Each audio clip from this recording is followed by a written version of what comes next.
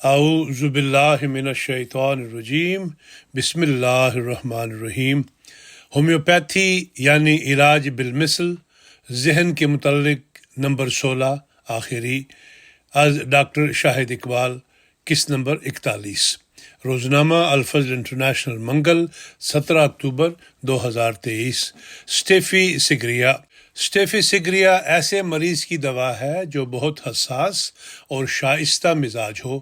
بعض حساس لوگ اپنے غصہ کا ایک دم اظہار کر دیتے ہیں اور مد مقابل پر برس پڑتے ہیں، لیکن کچھ لوگ اسے برداشت کر جاتے ہیں۔ بعض زود حس اور نازک مزاج عورتیں غصہ کی حالت میں گنگ سی ہو جاتی ہیں، ایک لفظ تک نہیں بولتی اور اپنی شرافت کی وجہ سے غصہ کو دبا دیتی ہیں، مگر بعد میں اس کا بد اثر ظاہر ہوتا ہے اور سر میں درد اور شدید بے چینی شروع ہو جاتی ہے۔ 2-4 دن سخت افسردہ رہتی ہیں۔ ایسے مریضوں کی گھٹ گھٹ کر پیدا ہونے والی بعض جسمانی بیماریاں مستقل ہو جاتی ہیں۔ ان کو سر درد یا پیٹ درد کے دورے پڑنے لگتے ہیں اور ان سے ملتی جلتی بیماریاں انہیں آ گھیرتی ہیں، جو دراصل ان کی اعصابی تکلیف کا ہی مظہر ہوتی ہیں۔ ہر وہ بیماری جو مسلسل غصہ، تکلیف اور شرمندگی برداشت کرنے کے نتیجہ میں ہو، اس میں اسٹیفی سگریا کو اول مرتبہ حاصل ہے۔ قریبی عزیزوں کی زیادتی کے خلاف غصہ دبانے کے نتیجے میں عموماً سیپیا کی مریضہ بنتی ہیں۔ صفحہ نمبر 773-774۔ اس کے اعصاب میں اتنا تناؤ ہوتا ہے کہ وہ چھوٹی سی تکلیف کو بھی بہت شدت سے محسوس کرتی ہیں۔ ملنے جلنے والے لوگ اس کے بارے میں کہنے لگتے ہیں کہ بہانہ کرتی ہے۔ یہ باتیں سن کر اس کو تکلیف اور بڑھ جاتی ہے اور بعض دفعہ اسے بے ہوشی کے دورے پڑنے لگتے ہیں۔ ایسی مریضاؤں کو اسٹیفی سگریا دینا ضروری ہے۔ اس کے تعلق میں جو بیماریاں سامنے آتی ہیں وہ خاموشی کے دورے، بے خوابی، جسم میں تھکاوٹ، ذہنی کوفت، سوچنے سمجھنے کی صلاحیت میں کمی، بات بھول جانا اور مثانے میں بے چینی کی وجہ سے کثرت پیشاب وغیرہ وغیرہ۔ صفحہ نمبر 474۔ سلفر کے مثالی مریض کا مزاج لا ابالی ہوتا ہے اور اس کی عادات میں بے ترتیبی پائی جاتی ہے۔ وہ نہانے سے نفرت کرتا ہے، اس پہلو سے اس کا مزاج اوپیم سے ملتا ہے۔ افیمی کو بھی نہانے سے نفرت ہوتی ہے۔ سلفر کا مثالی مریض سخت گندا ہوتا ہے، جسم سے بدبو آتی ہے اور بغلوں اور پاؤں میں بدبودار پسینہ آتا ہے۔ صفائی کو قطعاً کوئی اہمیت نہیں دیتا، لیکن اس کی طبیعت میں ایک عجیب تضاد ہوتا ہے کہ باوجود اس کے کہ خود بدبودار ہوتا ہے، اس کی بغلیں، پاؤں اور سانس سب متعفن ہوتے ہیں، لیکن وہ غیروں کی بو برداشت نہیں کر سکتا۔ اگر وہ اپنی ہی بو میں بسا رہے تو کوئی فرق نہیں پڑتا، لیکن دوسروں کی بو سخت بری لگتی ہے۔ شیر کے بھٹ کے پاس سے گزرے تو خطرناک بو آتی ہے، لیکن شیر کو اچھی لگتی ہے، اسے آدمی سے بو آتی ہے۔ اس لحاظ سے یہ بات تعجب انگیز ضرور ہے، لیکن فطرت کے خلاف نہیں۔ شاذ کے طور پر سلفر کا مریض خود اپنی بو سے بھی بیزار ہو جاتا ہے اور اسے قے شروع ہو جاتی ہے۔ صفحہ نمبر 780۔ لیکیسس کی طرح سلفر کی بیماریاں سونے کے بعد بڑھتی ہیں اور مریض گھبرا کر اٹھ جاتا ہے۔ رات کے پچھلے پہر زیادہ گھبراہٹ ہوتی ہے۔ سونے کے بعد بڑھنے والی تکلیف جسمانی نہیں بلکہ ذہنی ہوتی ہے۔ بیماری کے اثر سے جو اعصاب پر پڑتا ہے، مریض گھبرا کر اٹھتا ہے اور سخت بے سکون ہو جاتا ہے۔ دن کے 11 بجے کے قریب یہ بے چینی معدہ میں ظاہر ہوتی ہے۔ رات کو تکلیف بڑھتی ہے، مگر بستر کی گرمی سے لیکیسس کی طرح محض سونے سے تکلیف نہیں بڑھتی۔ صفحہ نمبر 782۔ سلفر کے مریض کو فلسفی بننے کا بہت شوق ہوتا ہے اور کچھ مزاجن فلسفی ہوتے بھی ہیں۔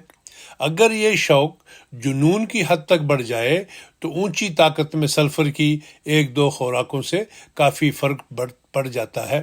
ان میں بعض اقتصادی فلسفی ہوتے ہیں جو ہر وقت اسکیمیں بناتے رہتے ہیں لیکن عملی طور پر کچھ نہیں کرتے۔ یہ اقتصادی فلسفی عملاً کوئی کام کر بیٹھے تو اکثر اپنا سارا سرمایہ ڈبو بیٹھتے ہیں۔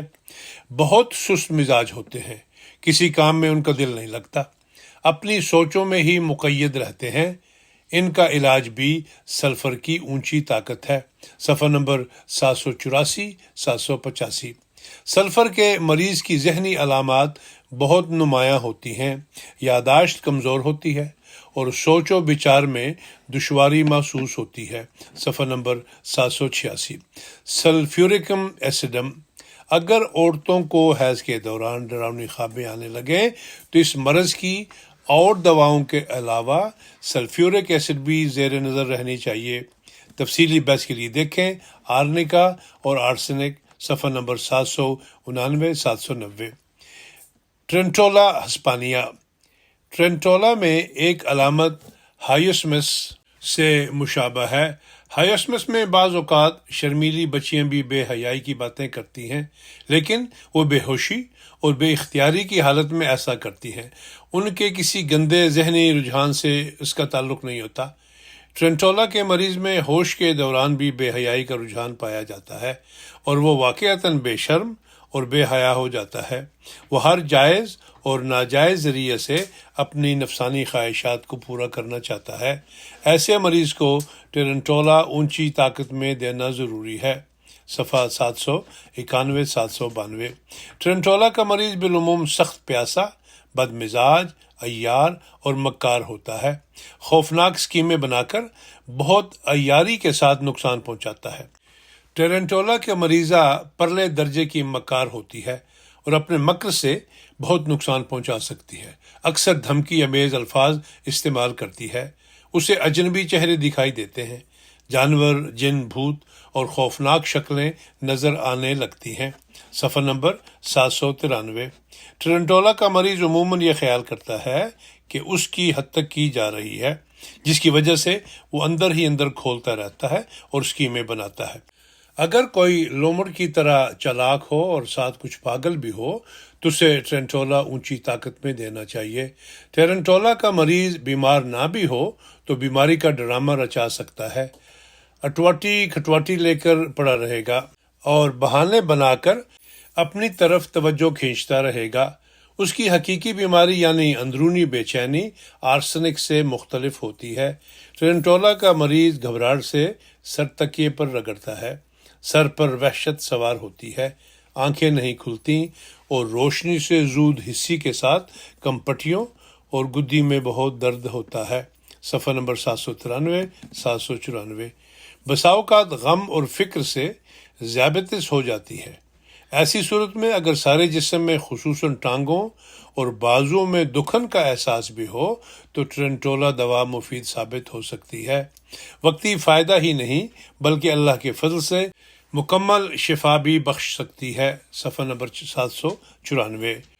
ٹیوبرکیولینم، اس کی ایک علامت یہ ہے کہ مریض جہاں بھی ہو وہاں سے کہیں اور جانا چاہتا ہے۔ آرنیکا اور تھوجا میں یہ بات پائی جاتی ہے۔ صفحہ نمبر 798۔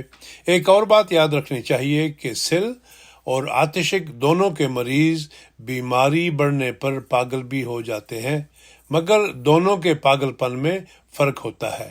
سل کے مریض عموماً سر میں شدید درد کے دوروں اور سینے کے اندرونی زخموں کی تاب نہ لا کر پاگل ہو جاتے ہیں۔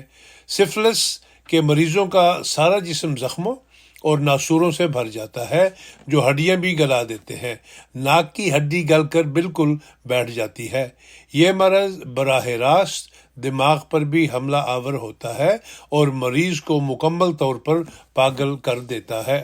سل کے پاگل میں تشدد کا رجحان پایا جاتا ہے، بعض دفعہ خاموش بھی ہوتا ہے، بعض دفعہ نحیف و نزار عورتیں جنہیں سل اندر ہی اندر کھوکھلا کر دیتی ہیں پاگل ہو جائیں تو ان کے جسم میں بہت زیادہ طاقت آ جاتی ہے، دماغ میں جوش پیدا ہو جاتا ہے اور وہ تشدد پر اتر آتی ہیں، حالانکہ عام حالات میں وہ بالکل خاموش طبع ہوتی ہیں۔ اگر ٹیوبرکیولینم اونچی طاقت میں دی جائے تو یہ ایسے مریضوں کو پاگل پن سے بچا سکتی ہے۔ صفحہ نمبر 798۔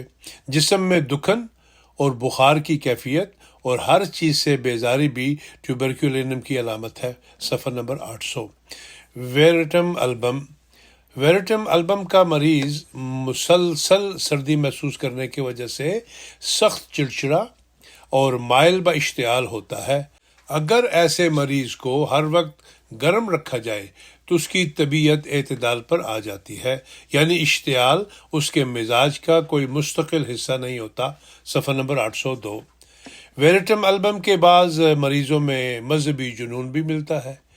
ایسے مریض تیز اور جلد باتیں کرتے ہیں، کبھی باتونی ہونے کا دورہ پڑتا ہے اور کبھی خاموشی کا۔